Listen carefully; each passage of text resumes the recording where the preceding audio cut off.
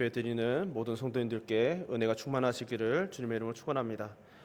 오늘 본문 말씀은 참 많은 찬양들의 근거가 되는 모티브가 되었던 찬송의 시입니다.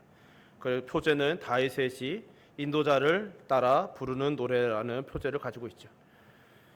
오늘 본문 19편은 크게 두 부분으로 나누어지는데 1절에서 6절은 피조물, 특히 해를 강조하는 찬양, 즉 자연 계시와 관련된 찬양이고 7절에서 14절은 지혜시의 특징을 가지며 율법에 대한 묵상, 즉 특별 계시와 관련된 내용을 담고 있습니다.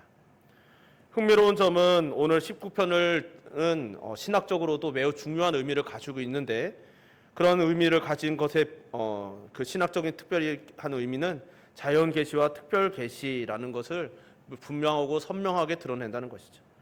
근데 정말 흥미로운 점은 다윗은 그런 분류가 있기 전에 특별 계시와 자연 계시를 분류하고 그것에 대해서 정의하기 이전에 이것을 이미 깨닫고 그 놀라운 계시에 대한 통찰을 보여주고 있다는 것이죠. 그리고 이런 죄송합니다.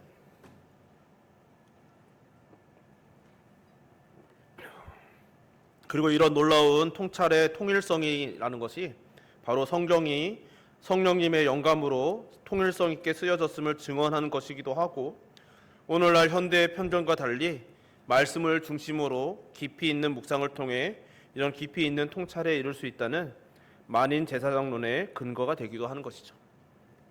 즉 하나님을 믿는 모든 신자들은 큰 의미에서 신학자여야 하고 깊이 있는 묵상을 위해 반드시 애써야 하는 것을 우리에게 보여주는 교훈의 말씀이기도 합니다. 왜냐하면 참된 신앙인은 자연스레 하나님을 아는 지식, 즉 신학을 추구하는 거룩한 갈망을 갖게 되기 때문이죠.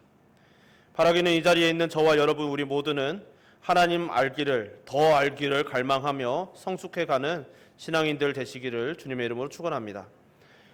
사실 그러나 그러해야 함에도 불구하고 슬프게도 오늘날 이 시대는 반지성주의적인 경향성이 짙어지고 있습니다. 그 영향으로 교회 안에서도 신학과 교리를 점점 무시하는 풍조가 만연해지고 있는 것이죠.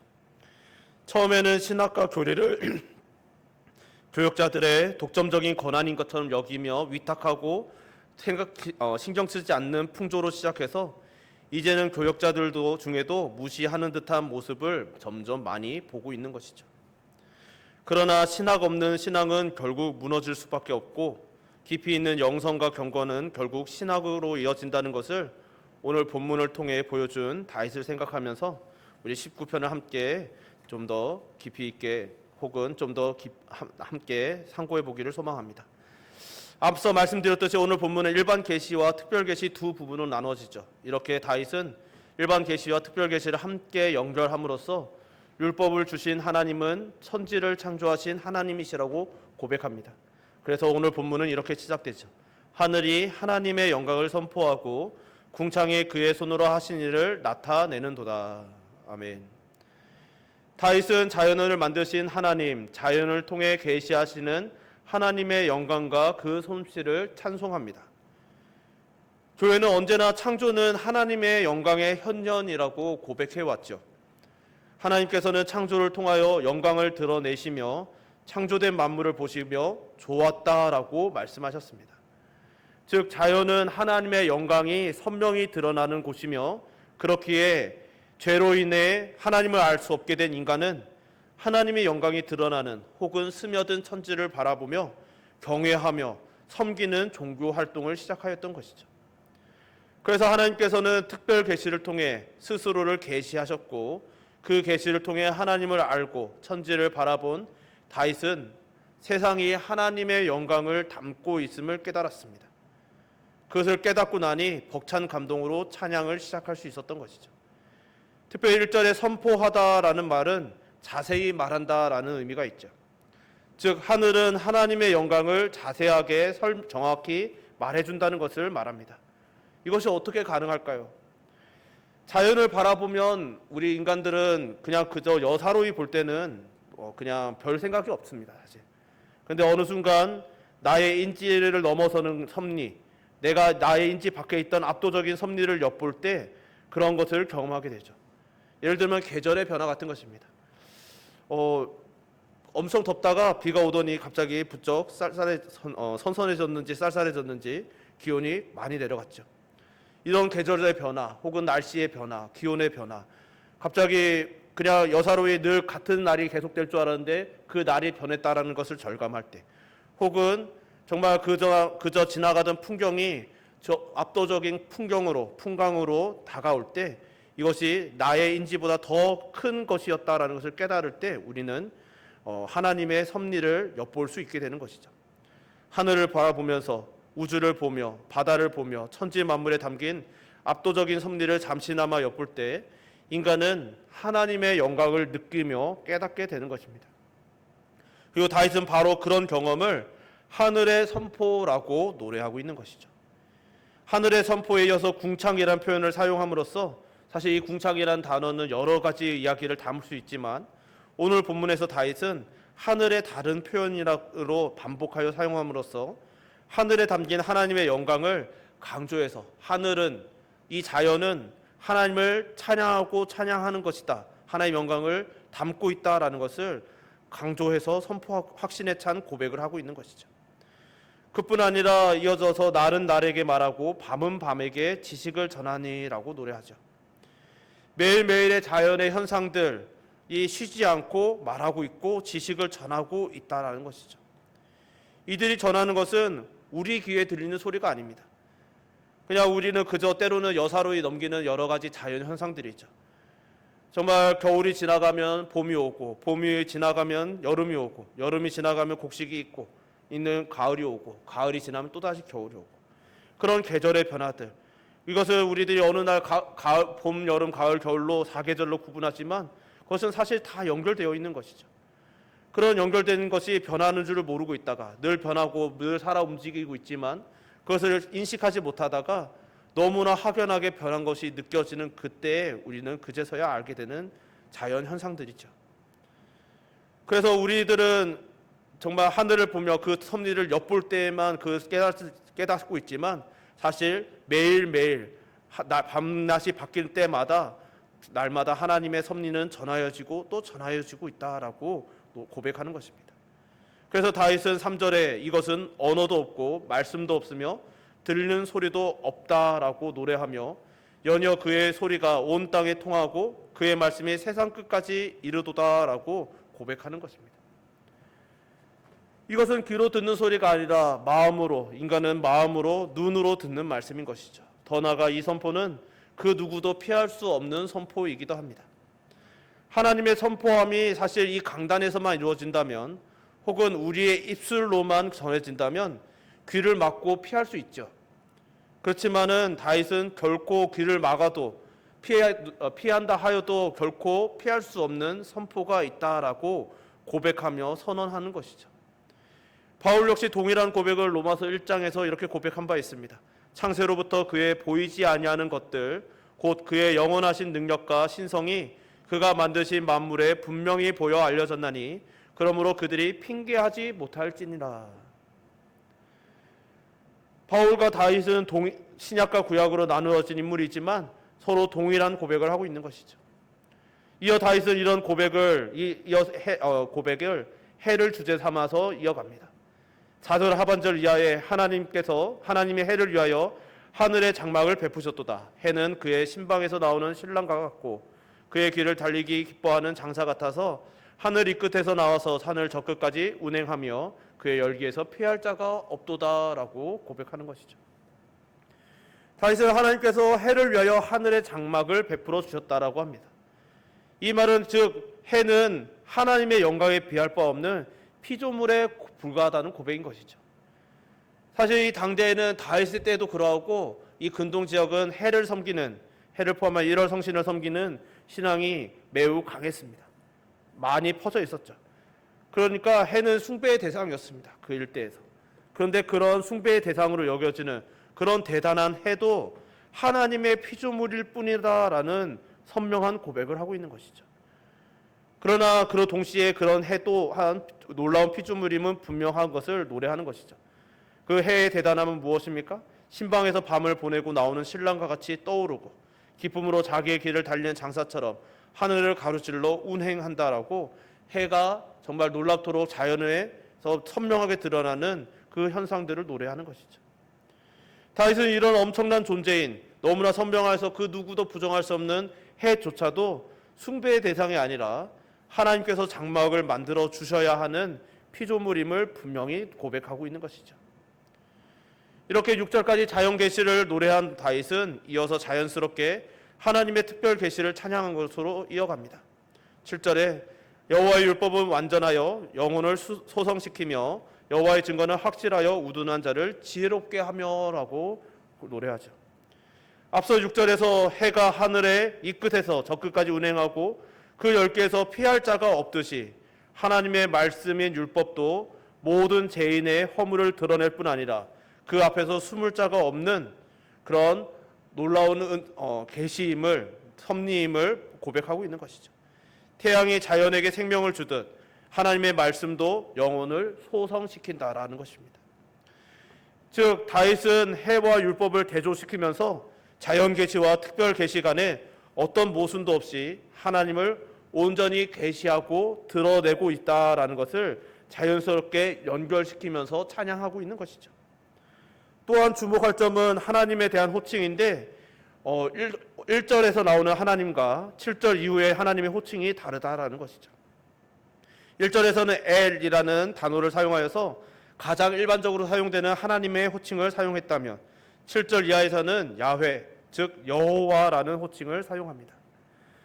여호와라는 이름은 하나님께서 시내산에서 계시해 주신 이름이시고 하나님께서 언약을 기억하사 언약 백성을 구원하시는 이름이죠.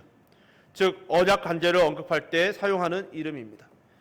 그러니까 다윗은 지금 1절에서부터 6절까지 노래하는 것은 하나님은 창조주 하나님이시라는 그냥 정말 보편적이고 정말 창세로부터 늘 전해져 오던 하나님을 노래했다면 이제 7절 이하에서는 거기에 구원의 언약을 더하여서 구원하시는 하나님, 구원해 주시는 하나님을 고백하고 있는 것이죠.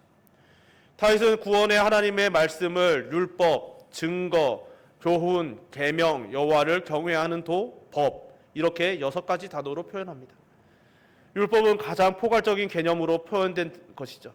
여기서는 지켜야 할 명령, 어떤 명령이라기보다는 하나님께서 계시하시는 모든 것, 즉 섭리를 말한다고 볼 수 있습니다. 즉 하나님께서 천지 만물을 자연스럽게 운행하시는 것들, 운행되도록 정하신 섭리들, 정말 날이 바뀌고 해가 뜨고 해가 지고 달이 뜨고 달이 지고 정말 계절이 바뀌는 그 모든 것들이 그 하나님의 법이라는 것이죠. 즉 하나님의 말씀 전체를 의미하는 것입니다. 그러니까 칼빈은 율법이 참된 종교와 경건함을 수성하는 교리 전체를 의미한다고 설명한 바 있는데, 즉 이런 법을 통하여서 하나님께서는 천지 만물의 섭리와 또 특별 계시를 포함하여서 정말 하나님께서는 그 모든 것들을 하나님을 드러내고 계신다라는 것을 말하는 것이죠.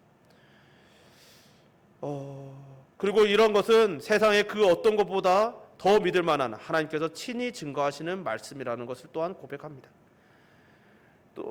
그리고 세 번째와 네 번째로 사용되었던 교훈과 계명은 하나님께서 결정이나 권위를 가지고 우리에게 말씀하시는 명령을 말하죠.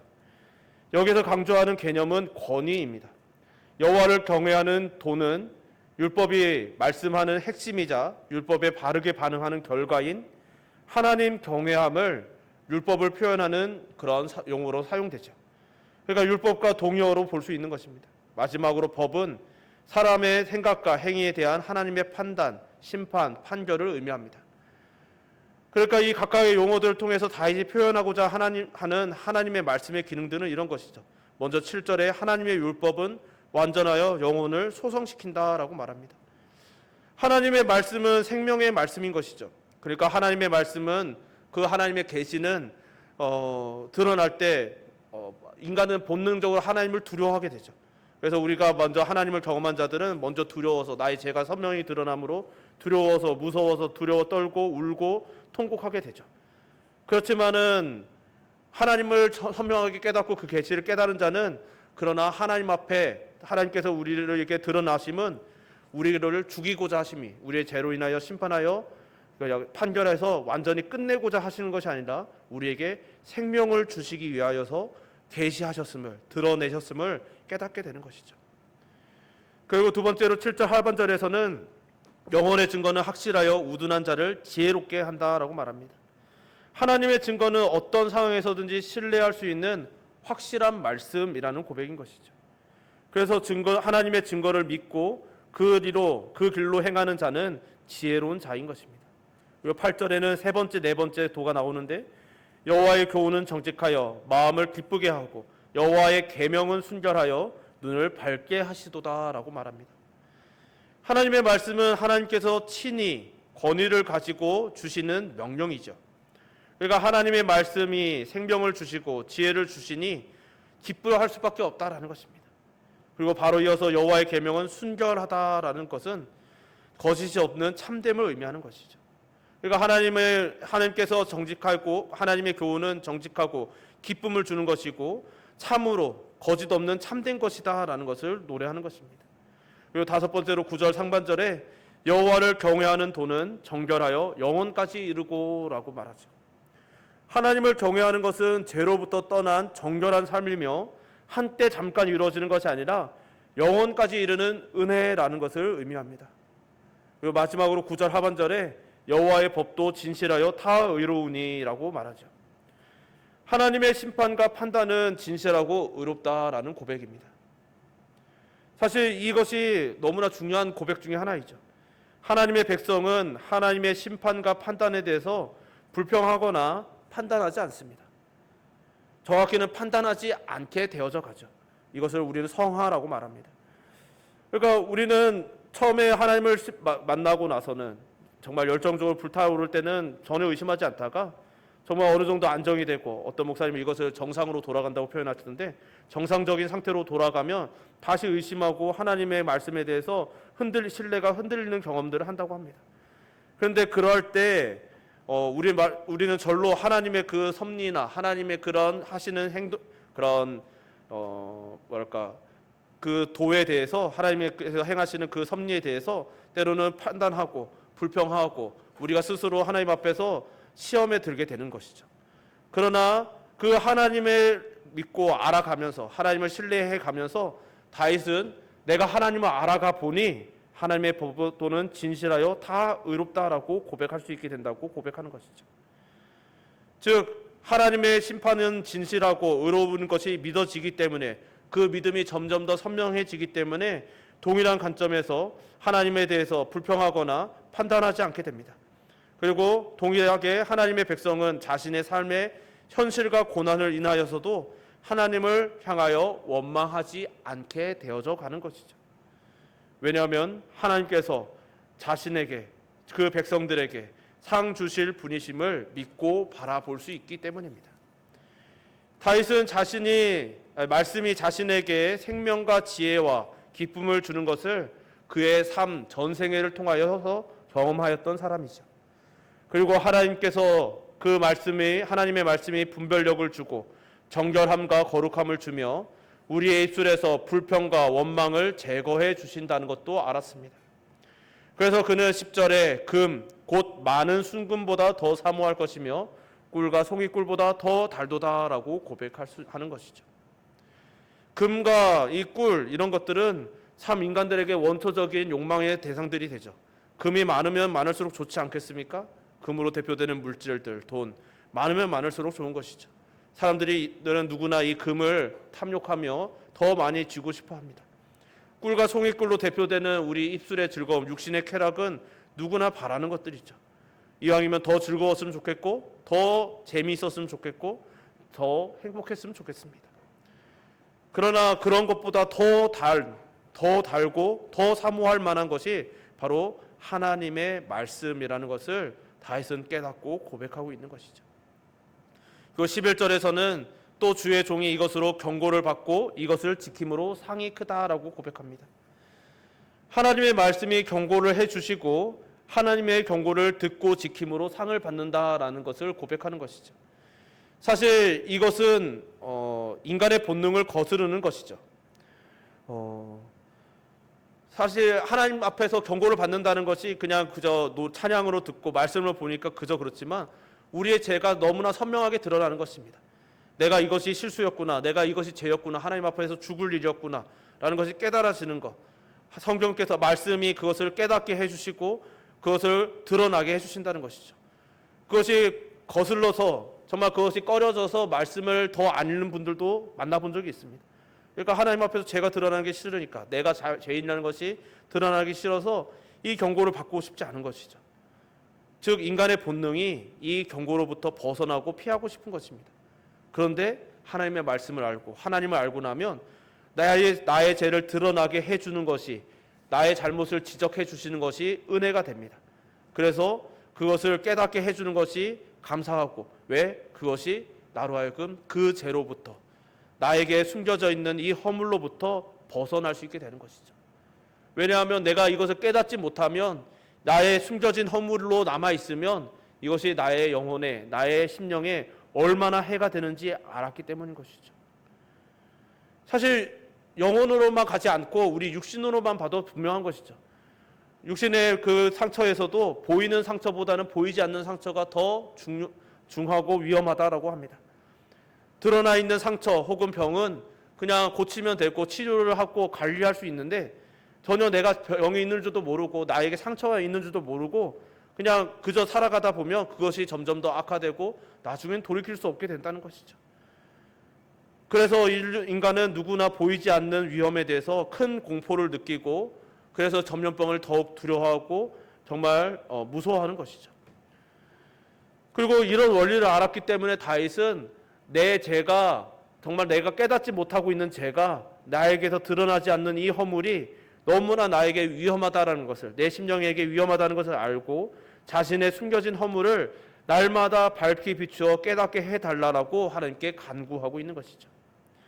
다윗은 또 자신이 두려워한 것은 고의로 죄를 짓는 일이었습니다. 13절에 나오죠. 이것을 우리는 고범죄라고 부르는 죄입니다. 다윗은 지금 자신의 드러나지 않은 죄에 대해서 간구할 뿐만 아니라 자신이 고의로 지르는 죄, 고범죄에 대해서도 간구하고 있는 것입니다. 하나님의 말씀을 통해 하나님의 뜻을 알게 되었습니다. 그럼에도 불구하고 자신이 죄를 지을까 두렵다라는 것이죠. 이것은 참으로 거듭난 성도만이 느끼는 감정이고 경험인 것이죠. 왜냐하면 성도가 되고 나면, 하나님의 거룩하심을 알고 나면, 그래서 하나님께서 나를 이 죄, 죽을 수밖에 없는 이 더러운 죄에서 건지셔서 거룩으로, 의로, 깨끗함으로 옮겨주셨다는 것을 깨닫고 나면 그 거룩한 자리에서 떠나고 싶지 않은 것이죠. 그런 본능, 우리에게 그런 본능이 새겨지게 되고, 그래서 죄를 두려워하고 죄를 짓을까 두려워하며 또 혹여나 짓게 되면 그것을 또 고통스러워하게 되는 것이죠. 그래서 죄를 경계하며 벗어나기를 간절히 바라게 되는 것입니다. 마지막으로 14절 말씀 우리 합독했으면 좋겠습니다. 14절 말씀 합독합시다. 나의 반석이시요 나의 구원석자이신 여호와여, 내 입의 말과 마음의 묵상이 주님 앞에 연락되기를 원하나이다. 아멘. 다윗은 자기 입의 모든 말, 마음의 모든 묵상이 다 하나님께서 기쁘게 받으시는 예배가 되기를 갈망하고 있습니다. 이것이 어떻게 가능할까요? 하나님의 말씀이 우리 안에 충만할 때 가능한 것이죠. 그 말씀이 우리 안에 충만하게 거하게 하기 위해서 우리는 말씀을 사랑하며 읽어야 되는 것이죠. 그 말씀의 경계를 받고 또한 순종해야 하는 것이죠. 우리는 이 땅에 사는 날 동안에 사실 예배의 충만함을 경험해 본 사람들입니다. 그래서 우리는 예배가 중요하다는 것을 알죠. 그리고 더 나아가 지금 그러나 동시에 또 이 예배에 대해서 많은 시험을 받기도 합니다. 이 예배가 매주 반복되고 정말 정기적으로 반복되는 평생에 걸쳐 반복되는 이 예배에 대해서 때로는 지루함도 느끼고, 때로는 집중하지 못하고 은혜를 받지 못하는 듯한 순간도 있고 시험에 드는 순간도 있는 것이죠. 그러나 그것들은 왜 그러한가 하니 우리 육신의 한계 때문입니다. 우리의 육신의 한계 때문에 우리는 때로는 집중력이 흐트러지고 우리의 마음이 약하여지고, 때로는 우리의 상황과 처지에 따라서 정말 분명히 우리는 이 예배 자리에 나올 때 이 세상의 모든 근심 걱정들을 다 내려놓고 준비된 마음으로 나와야 함을 알지만, 그러나 우리 육신이 연약하여서 우리 이 땅의 고단함을 달고 이 자리에 나오죠. 또 때로는 우리 안에 있는 많은 고민과 걱정거리들을 완전히 털어버리지 못하고 나옵니다. 그래서 우리는 말씀으로 충만하지 못한 상태로 예배드리죠. 그렇기 때문에 때로는 우리는 예배가 충만하지 못했다고 느낄 때가 많습니다. 그러나 동시에 우리는 매 순간순간은 아니지만 예배의 충만함을 동시에 경험해 본 자인 것이죠. 하나님께서 우리를 불러주셨을 때, 우리를 만져주실 때, 우리에게 선명한 하나님의 뜻을 알려주실 때 우리는 벅찬 감동과 감격을 느끼며 하나님과 동행하는 예배가 무엇인지 경험해 본 자들인 것입니다. 그리고 우리는 다윗은 바로 그 예배를 간절히 소망하고 갈망하고 있는 것이죠. 내가 나의 상황과 환경과 처지는 여전히 변함이 없고 여전히 나는 죄를 짓는 것이 두렵고 그 죄로부터 벗어나고 싶은 상황에 여전히 놓여 있지만 그러나 여전히 나는 나의 반석이고 구속자이신 하나님께 내 마음과 나의 묵상이 연락되기를 원하는 갈망하는 마음을 고백하는 것이죠. 사실 이런 고백이 우리 안에 충만하기를 주님의 이름으로 축원합니다. 이런 마음이 충만한 것이 해야만 우리가 신앙생활을 이어갈 수 있는 것이죠. 이것이 우리의 모든 매 순간의 예배가 완벽해야 된다는 뜻이 아닙니다. 때로는 우리의 예배가 완벽하지 않아도 이 예배를 통하여서 이런 갈망함이 있어야 되는 것이죠. 내가 비록 나의 연약함 때문에 나의 죄 때문에 내가 지금 이 순간 드리는 예배는 완벽하지 못해서 때로는 걸림도 있고 또 때로는 나의 집중도 흔들리지만 그러나 내가 언젠가 경험했던 정말 그 완전한 기쁨이 충만하였던 예배가 하나님을 뵙는 그날에 하나님께서 우리를 성화를 완성시켜서 영화로워지는 그 날에는 여호와의 존전 앞에 서는 그 날에는 완전하여질 것이라는 기대와 열망과 갈망이 있어야 하는 것입니다. 그래서 우리가 더욱더 그래서 우리는 하나님의 여호와의 존전 앞에 서는 것을 갈망하는 성도가 되게 되는 것이죠. 바라기는 이 자리에 있는 저와 여러분 우리 모두가 다윗과 동일한 마음으로 같은 고백과 결단 그리고 간구를 이어나가시는 그래서 예배를 사모하는 이 땅에서 예배뿐만이 아니라 정말 여호와의 존전 앞에서 우리가 마침내 완성될 우리의 예배를 더욱더 갈망하며 간절히 사모하는 예배하는 성도님들 되시기를 주님의 이름으로 축원합니다. 우리 이 시간 찬양 한 곡 부르고 같이 기도했으면 좋겠습니다. 내 입술의 말과 나의 마음의 묵상이 우리 시편 19편 찬양 우리 함께 하겠습니다.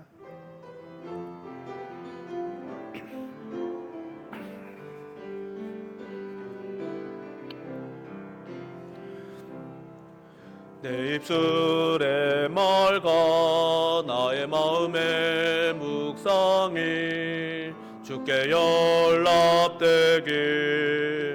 원하네.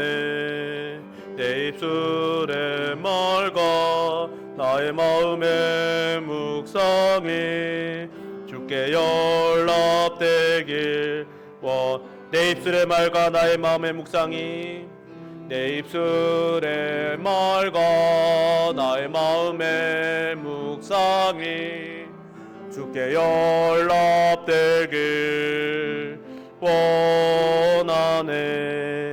내 입술의 말과 나의 마음의 묵상이 주께 연락되길 원하네. 내 반석 나의 구원자 나의 노래할 이유 주님 눈에 축복되길 원하네. 모든 순간순간마다 주의 종 되길 원해. 주님 눈에 축복되길 원하네.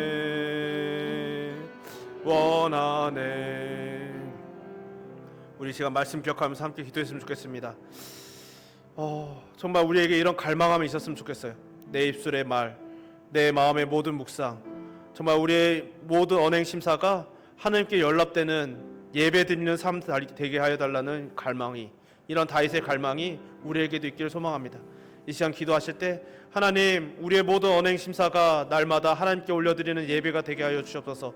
날마다 점점 더 거룩하여져 가게 하시고 점점 더 하나님을 향한 사랑이 선명해지는 그런 삶이 되게 하시고, 그래서 우리 이 자리에 모여서도 흩어져서도 언제 어느 곳 어느 자리에서나 예배자가 되고 마침내 우리의 모든 예배가 완성되는 정말 완전하여지는 그 날을 사모하며 그런 거룩의 길을, 이 예배의 길을 온전히 함께 달려가는 그런 교회 되게 하시고 그런 예배자 되게 해달라고 우리의 모든 예배를 위하여 우리의 성도들의 우리의 형제 자매들을 위하여 우리의 믿음을 위하여 이 시간 주여 한번 부르고 기도합시다. 주여